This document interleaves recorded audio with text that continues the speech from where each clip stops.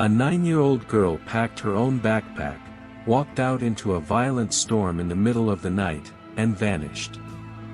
26 years later, investigators finally believe they know who did it. They still can't prove it. Shelby, North Carolina. Valentine's Day, 2000. 9-year-old Asha Degree was tucked into bed like any normal night. Her father checked on her and her older brother around 2:30 in the morning, everything completely normal. But sometime after that, Asha did something nobody has ever been able to explain. She packed her own school backpack with clothes and belongings, and quietly left the house, alone, in the middle of a violent thunderstorm, with high winds and pouring rain. Around 4 in the morning, multiple drivers passing on the state highway noticed something impossible to ignore: a small girl, walking alone alongside the road, in the middle of a storm, at 4 a.m. One driver, concerned, actually slowed down and tried to approach her. Asha didn't run toward him for help. She ran away, off the road and straight into the woods. That is the last confirmed sighting of Asha Degree, alive. At 6:15 that morning, Asha's mother went to wake her up for school. Her bed was empty. Panic set in immediately. Within a day, searchers combing the area near where she'd been last seen found her hair bow and candy wrappers inside a nearby shed. It seemed like they were closing in fast. They weren't. That would be one of the only physical traces of Asha anyone would find for over a year. More than a year later, in 2001, construction workers dug up something buried at a work site along the same highway, about 40 miles from where Asha disappeared. It was her backpack, wrapped tightly in black plastic.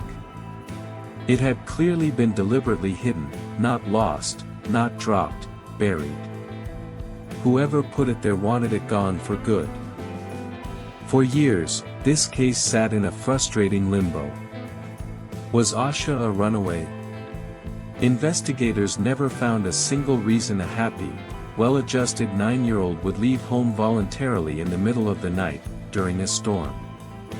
Was she abducted the moment she stepped outside? A billboard eventually went up at the exact spot where she ran into the woods.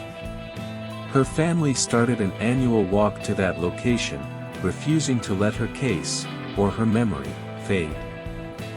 In 2015, 15 years in, the FBI officially joined the investigation alongside state and local authorities. Hundreds of tips poured in over the following years. One, in particular, stood out: a witness reporting Asha may have been pulled into an old green car, possibly a 1970s Lincoln or Thunderbird, that morning. Investigators publicly appealed for information on that exact vehicle.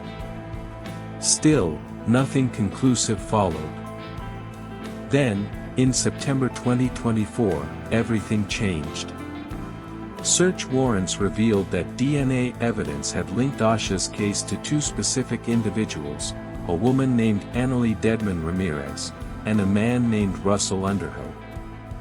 For the first time in over 2 decades, investigators stated outright, on paper, that they now believed Asha was the victim of homicide, and that her body had been deliberately concealed. Investigators went further. They alleged that Annalie and her sisters, who were just 15 and 16 years old back in 2000, may have been involved in what happened to Asha that night. But because of their ages at the time, detectives believe adult help would have been necessary to actually carry out, and cover up, a crime like this. That points directly at their parents, Roy and Connie Dedmon, now named as suspects in Asha's disappearance. In early 2025, investigators administered a polygraph test to one of the Dedmon daughters.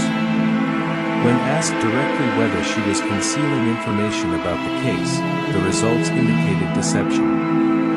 Immediately after that test, she called her ex-husband and stayed on the phone with him for for more than 45 minutes. To date, despite all of this, not one member of the Deadman family has been criminally charged in connection with Asha's disappearance. More than 26 years after that stormy February night, Asha Degree's case remains legally unsolved, even as investigators say they now believe they know exactly who was involved.